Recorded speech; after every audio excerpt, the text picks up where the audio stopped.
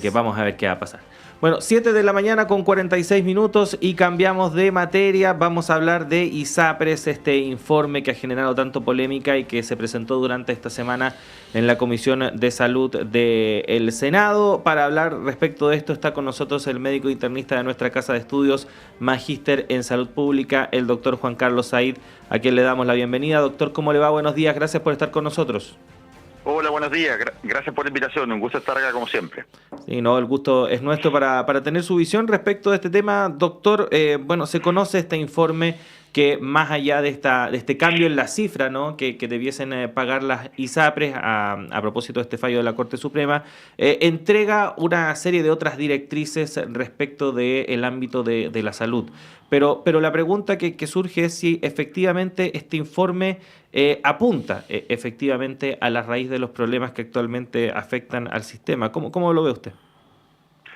A ver, lo primero hay que entender qué es lo que se le pidió a esta comisión. Y yo creo que, en resumen, se le pidió la cuadratura del círculo, ¿no? O sea, lo que se le pide a esta comisión es que, haciendo cumplir el fallo, evite el colapso de las ISAPRES, en general del sistema, es decir, que permita que el sistema continúe en cierta forma funcionando, para que esta crisis del sistema asegurador no se convierta también en una crisis del sector prestador y con ello en una crisis de todo el sistema de salud, porque recordemos que los prestadores privados no solo atienden a pacientes de ISAPRE, sino que, por ejemplo, 50% de las consultas de las clínicas son pacientes FONASA, 30% de los días camas son pacientes FONASA. Entonces, creo que esa es la gran crisis a la que potencialmente nos enfrentamos.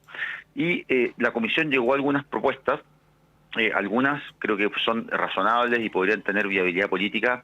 Otras son muy complejas y probablemente son inviables políticamente, así que creo que nuevamente, a pesar de las buenas intenciones de la Comisión, lo más probable es que nos encontremos en una situación empantanada en lo político, desde el punto de vista de que la verdadera solución de esto efectivamente es una reforma de fondo del sistema de financiamiento a la salud. Y desgraciadamente no hay tampoco acuerdo político para eso. Entonces estamos en un statu quo muy peligroso que efectivamente ponen en riesgo la viabilidad de nuestro sistema de financiamiento. Doctor, cuando uno piensa en que esta comisión experta conformada de manera transversal hace una propuesta que por supuesto provoca inmediatamente reacciones positivas y negativas de distintos sectores, ¿hay alguna posibilidad de encontrar efectivamente una fórmula que sostenga este sistema en las condiciones en las que está? Usted dice, bueno, acá se necesita una reforma profunda a la salud, pero ya sabemos que no hay disposición de sectores, particularmente de oposición hoy día, para esa reforma profunda a la salud. ¿Cómo se puede, por lo tanto, salvar esta situación? Salvarla con la fórmula dada por la comisión experta, con esta solidaridad interna que finalmente favorece a las ISAPRES. ¿Cuál sería la fórmula? A ver, creo dos cosas. Lo primero es decir que los elementos estructurales del sistema de financiamiento que la hacen inviable es que básicamente hoy en día tiene una limitación para subir los precios, que obviamente es razonable en un sistema de seguridad social, pero siguen funcionando como seguros privados, en donde en el fondo se financian prestaciones en forma más o menos ilimitada, ¿no? O sea, si yo quiero ir 10 veces al gastroenterólogo, me pagan 10 veces al gastroenterólogo.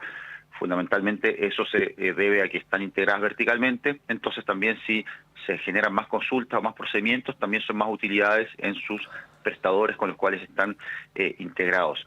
Ahora, al ponerse un límite a las alzas, pero no tener las ISAPRES mecanismos de contención de costos, es decir, sistemas de atención primaria, pago por resolución de problemas, por un lado empiezan a aumentar los costos, no se pueden aumentar los precios de los planes y eso a la larga y ni tan larga, digamos, un corto y mediano plazo hace el sistema bastante inviable.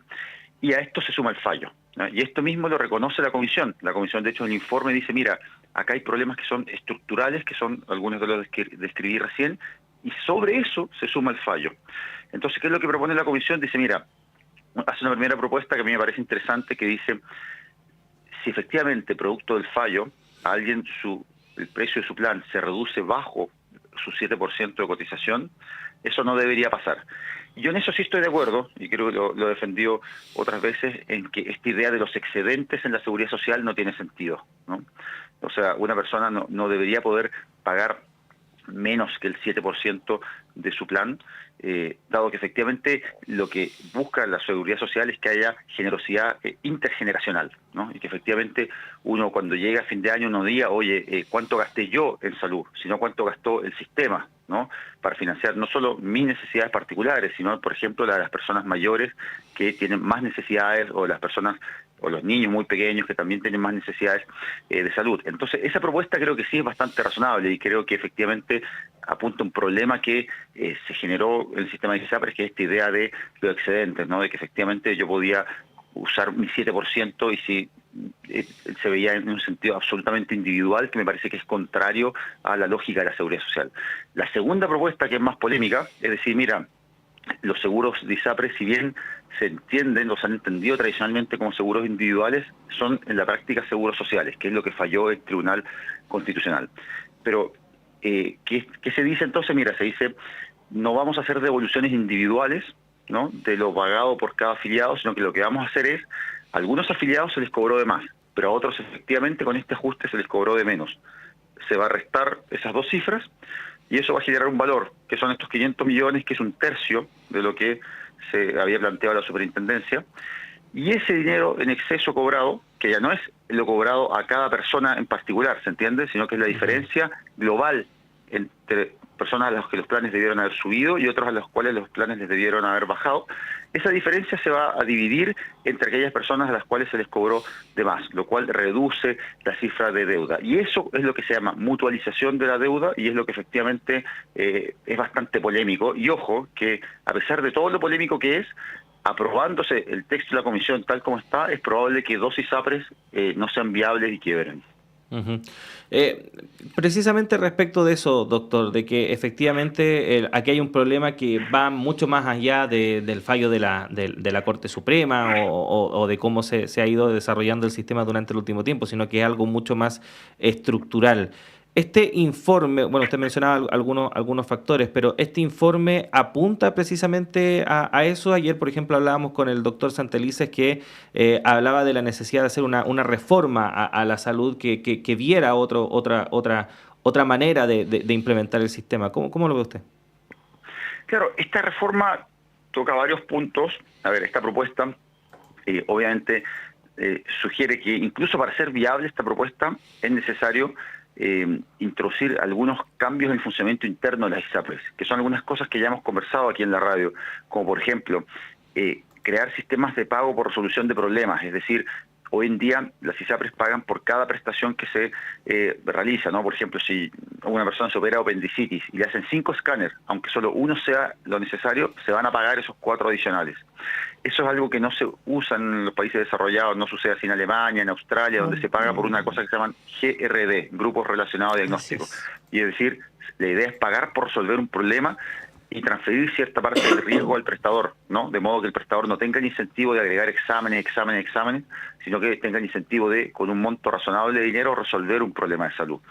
Ese tipo de propuestas están ahí en la comisión, pero desgraciadamente también aprobar ciertas de esas propuestas requiere también reformas de fondo, porque implica que, por ejemplo, se tengan que modificar contratos, ¿no?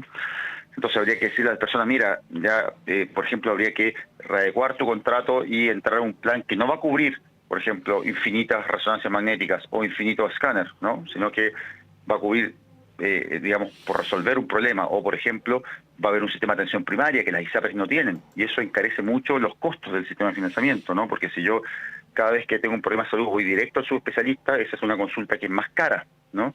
Y es una consulta que tiene menor rentabilidad desde el punto de vista de salud pública, por así decirlo.